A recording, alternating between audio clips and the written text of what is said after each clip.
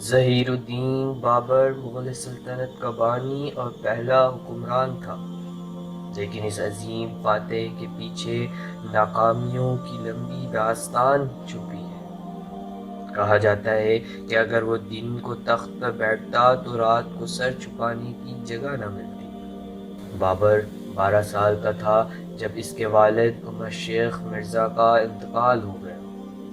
اس کم عمر میں ہی وہ فرغانہ کا بادشاہ بن گیا تھا۔ اس نے سمرقند پر حملہ کیا، اسے فتح کیا، لیکن 1 سال بعد اسے وہاں سے نکال دیا گیا۔ دوسری طرف فرغانہ اس کے بھائیوں کے ہاتھوں اس سے چھین چکا تھا۔ ایک وقت ایسا آیا کہ وہ چند وفاداروں کے ساتھ نئی زمین کے لیے مارا پھر رہا تھا۔ پھر اتنی ناکامیوں کے باوجود اس نے ہندوستان کیسے فتح کیا، اور وہ لمحہ جب بابر کے سامنے 1 لاکھ کا لشکر تھا اور اس کے ساتھ صرف 12,000 سپاہی۔ پھر کیا ہوا؟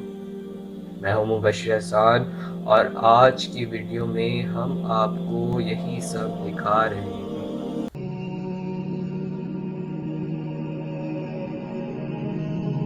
سمرقند اور فرغانہ سے نکالے جانے کے بعد بابر نے کابل کا رخ کیا، جسے اس نے بآسانی فتح کر لیا۔ جس کے بارے میں بابر لکھتا ہے کہ کابل کے حاکم کے پاس ہمارا آدمی گیا اور اس سے باتیں کی۔ میں نے حکم دیا کہ فوج شہر کے بہت قریب جائے اور اندر والوں کو دھمکائے۔ قلعے والے بہت ہی ڈرے اور کابل کا حاکم، جس کا نام مقیم تھا، شہر ہمارے حوالے کر دیا۔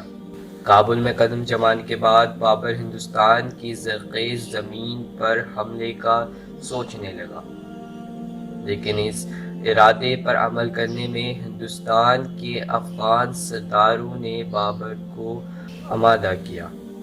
واقعہ کچھ یوں ہے کہ بابر کے ہندوستان پر حملے سے پہلے ہندوستان پر افغان بادشاہ ابراہیم لودھی کی حکومت تھی۔ ابراہیم کی حکومت میں افغان سرداروں نے ملک کو مختلف ریاستوں میں تقسیم کرنے کا مطالبہ کر رکھا تھا، جبکہ ابراہیم ملک کو متحد رکھنا چاہتا تھا، جس کی وجہ سے ملک خانہ جنگی کا شکار تھا۔ افغان سرداروں نے ابراہیم کی طاقت کو کچلنے کے لیے بابر کو ہندوستان پر حملے کی دعوت دے دی۔ بابر پہلے ہی حملے کی تیاری کر رہا تھا، اس نے موقع غنیمت جانا اور ہندوستان پر حملہ کر دیا۔ 21 اپریل 1526 پانی پت میں جنگ کا میدان سجا۔ بابر کے ساتھ 12,000 کا لشکر، جبکہ ابراہیم لودھی کے ساتھ 1 لاکھ کا لشکر تھا۔ بابر کی فن جنگ کی معلومات بہت وسیع تھی۔ اس نے ازبکوں، منگولوں اور ایرانیوں کی جنگی تدابیر کا مطالعہ کر رکھا تھا۔ اس نے اپنے فوج کو اس انداز میں ترتیب دی کہ اس کی فوج کی ایک طرف شہر کو ڈھال بنایا گیا اور دوسری طرف خندقیں کھود دی گئی۔ فوج کے سامنے اس نے سینکڑوں گاڑیوں کو آپس میں رسیوں سے مضبوطی کے ساتھ باندھ دیا، اور پھر اس نے پیچھے توپیں رکھوا دی۔ واضح رہے، توپ ہندوستان میں پہلی بار استعمال کیا جا رہا تھا۔ دوسری طرف ابراہیم لودھی کی فوج کی سب سے بڑی طاقت اس کے لشکر میں موجود ہاتھی تھے، لیکن انہیں توپ سے مقابلے کی تربیت نہیں دی گئی تھی۔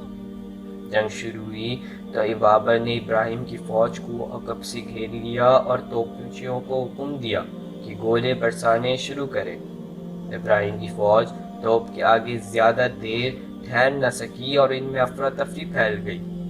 اس جنگ میں ابراہیم لودھی مارا گیا اور بابر کو فتح حاصل ہوئی۔ بابر ہندوستان فتح تو کر چکا تھا، لیکن اسے قائم رکھنے کے لیے اور بھی جنگیں کرنی تھیں، جس کی داستان ہم آپ کو اگلی قسط میں سنائیں گے، اور اس لمحے کا ذکر بھی کریں گے جب بابر کو زہر دے دیا گیا تھا، اور ساتھ ساتھ آپ کو یہ بھی بتائیں گے کہ بابر نے کیوں، کب اور کس لیے سینکڑوں شراب کی برتنیں توڑ ڈالی۔